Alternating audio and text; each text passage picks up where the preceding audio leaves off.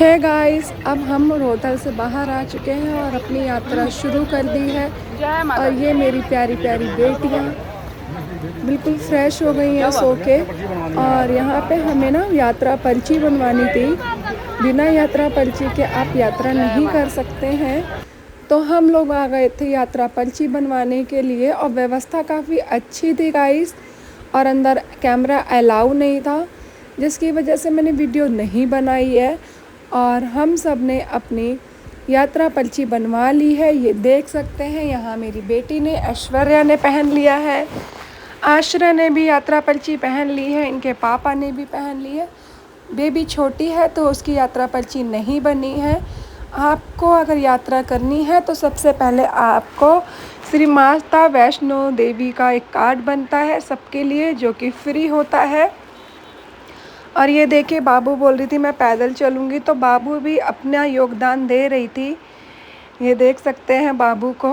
और बाबू के मुंडन के लिए ही तो हम जा रहे थे। और हस्बैंड के थोड़ा सर में दर्द हो रहा था, क्योंकि मैं तो नहीं ले पाती हूँ 5 से 10 मिनट से ज़्यादा बच्चे को गोद में।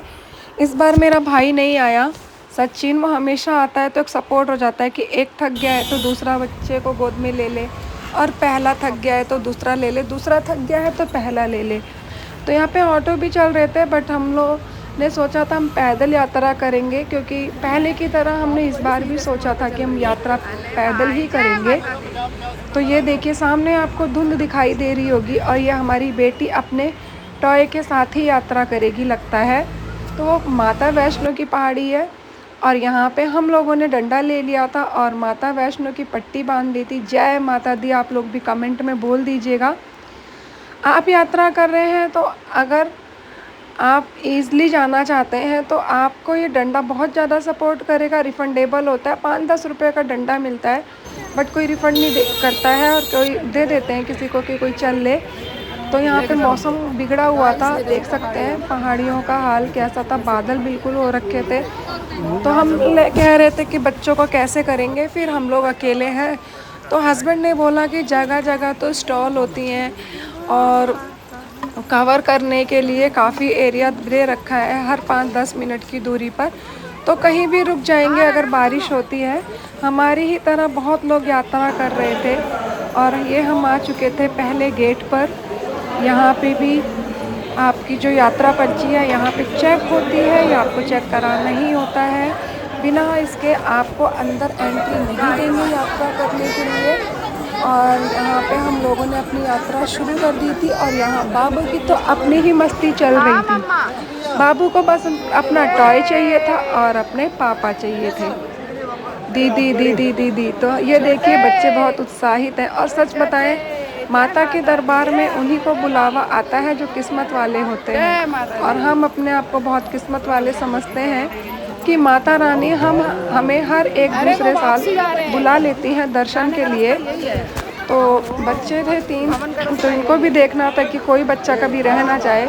और यहाँ पे जो शॉप है ना गाइस, प्रसाद की, फ़ोटो की, या खिलौने की, और बच्चों के स्ट्रॉलर की, वो हमेशा 24 आवर्स खुली रहती है। तो यहाँ पे बैंड वाले भी मिल जाते हैं, बीच बीच में नाचते गाते सब यात्रा करते हैं कि हम बाहर से ही दर्शन कर। देखिए, आपको कपड़े, बैग, डंडा सब कुछ मिल जाएगा। अगर आप कुछ घर से मिसिंग हो गया है आपसे और छोड़ आए हैं तो आप यहाँ पे ईज़िली ले सकते हैं।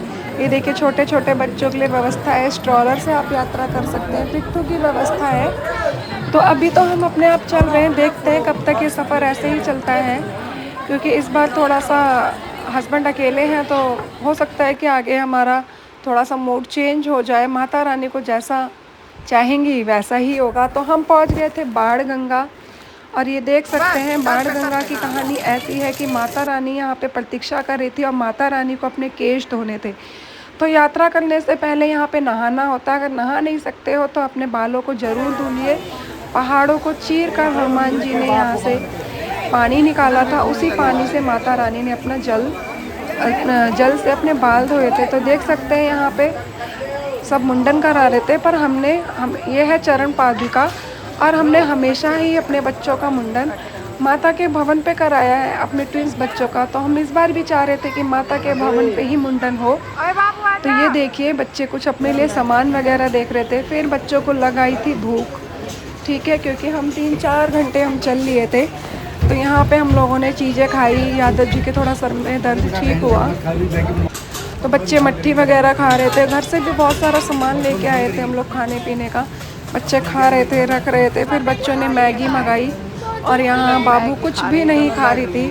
बाबू अलग ही लेवल में मस्ती कर रही थी। तो हस्बैंड बोल रहे थे गर्म बहुत है तो आराम आराम से खाना, कभी मुंह जल जाए। तो बच्चों को मैगी खाने को मिल गई, क्योंकि हमारे यहाँ तो ज़्यादा मैगी नहीं बनती। अब सफ़र है तो थोड़ा बहुत तो करना पड़ेगा मैनेज बाहर के खाने के साथ। और यहाँ हमने अपनी बेटी को बांध लिया था, क्योंकि बेटी को हम जैसे ही उतारते थे अपनी गोद से बेटी इधर उधर चली जाती थी। तो हमने कहा हम बांध लेंगे तो बेबी हमारी कंट्रोल में रहेगी।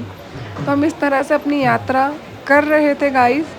फिर यहाँ पे हम थोड़ा सा रुके, पानी वगैरह की बोतल ली, क्योंकि वहाँ पे पानी नहीं था। आपको हर 5-10 मिनट पे खाने की, पीने की और ऊपर अगर बारिश वगैरह होती कवर करने की पूरी व्यवस्था है और बहुत अच्छा माहौल होता है। तो आप भी अपनी फैमिली के साथ आ सकते हैं। और ये जून का महीना है।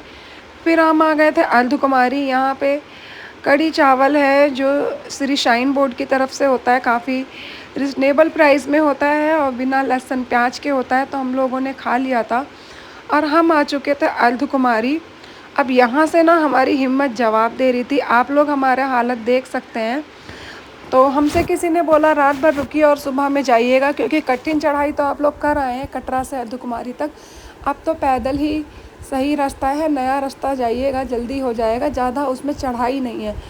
फिर हमने कहा हमारा तो भैरव बाबा की जो दर्शन की टिकट थी वो हमारी पहले से बुक थी 8:30 बजे की। हमने कहा अगर हम टाइम से नहीं पहुँचेंगे तो वो भी हम मिस कर देंगे। तो हमने यहाँ पे बाहर से ही दर्शन कर लिए, हाथ जोड़ लिए, ठीक है, क्योंकि यहाँ पे वेटिंग में जाते तो वहाँ पे हमारा नंबर चला जाता। तो हमने अपने बच्चों को दर्शन करवाए और फिर यहाँ से हमने घोड़े करे थे। और सच बताऊँ गाइस, घोड़ा करना बहुत मुश्किल था। हम लोगों के लिए वो वीडियो नहीं बनाई, क्योंकि फ़र्स्ट टाइम हमारा एक्सपीरियंस था। और हम ये घोड़े से उतर चुके हैं। ठंड काफ़ी बढ़ चुकी थी और मुझे तो वैसे ही बहुत ठंड लगती है। लोगों को लगा कि जून का महीना है तो ठंड नहीं होगी, पर गाइस ठंड थी। देखो बाबू के पापा को भी। तो हम लोग अपनी पूरी व्यवस्था से चले थे। तो हमने घोड़े करे थे 3, जिसमें मैंने अपने बाबू को ले रखा था, बाबू के पापा ने सामान को ले रखा था और दोनों बच्चे एक घोड़े पे थे। तो नेक्स्ट पार्ट आपको देखने को मिलेगा माता रानी का, देखिएगा ज़रूर।